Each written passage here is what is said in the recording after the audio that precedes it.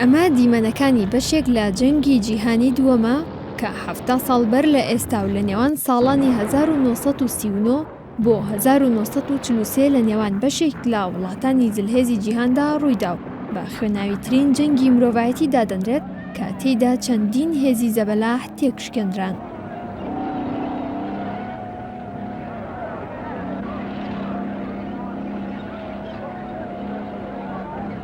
وێزگە سەرەکیەکانی ئەم جەنگە کە زۆربەی وڵاتانی جیهان تێوەیکلان بریتی بوون لە داگیرکردنی ئەسکەندەناڤیا، رووسیا، هۆڵەندا و پۆڵەندا لەلایەن ئەڵمانیای نازیەوە لەگەڵ ڕاگواستنی زیاتر لە 330,000 سەربازی هێزەکانی هاوپەیمانان لە بەندەری فەڕەنساوە بۆ نێو پانتایەکانی جەنگ و بۆمبارانکردنی لەندەنی پایتەختی بەریتانیا، وەک بەشێک لە هەڵمەتەکانی داگیرکاری نازیەکان کە بە هەڵمەتی بلیتزکریگ ناویان دەبرد.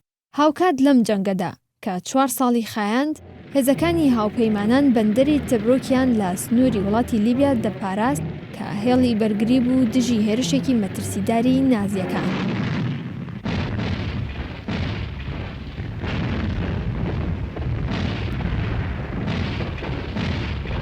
لەلایەکی دیکەوە ژاپۆن بەندەری پێڕڵی لە ئۆقیانوسی هێمن و لە دژی هێزەکانی ئەمریکا بۆردومان دەکرد کە لە ڕێگەیەوە دەیویست ئەمریکا پەلکێشی جەنگی جیهانی دووەم بکات.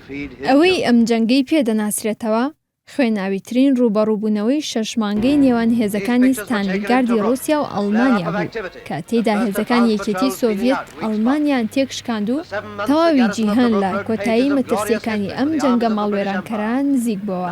بەم جۆرە لە ڕۆژی 8 ئایاری ساڵی 1945دا جەنگی جیهانی دووەم لە ئەوروپا کۆتایی هات کە نزیکەی 5 ساڵ بوو بەرۆکی مێژووی ئەو ناوچەی گرتبوو. بەشی دووەمی جەنگەکە ڕوبەڕووبوونەوەی نێوان وڵاتی ژاپۆن و چین بوو کە تێیدا هێزەکانی ژاپۆن بۆمبارانی بەندەرەکانی پێرڵ و هاوای دەکرد. ئێرە پێی دەوترا بەشی دووەمی جەنگەکە کە زیاتر ئاراستەکەی بەرەو ئەمریکا و وڵاتانی دیکەی ڕۆژئاوا بوو. جەنگی جیهانی دووەم لە 1 سێپتەمبەری ساڵی 1939دا بە هێرشی ئەڵمانیا بۆ سەر پۆڵەندا دەستی پێکرد و هەموو ئەوروپا و ئەفریقای باکوور و ئاسیا و ئۆقیانوسی ئارامی گرتەوە کە بەهۆیەوە نزیکەی 45 بۆ 60 ملیۆن کەس گیانیان لەدەستدا.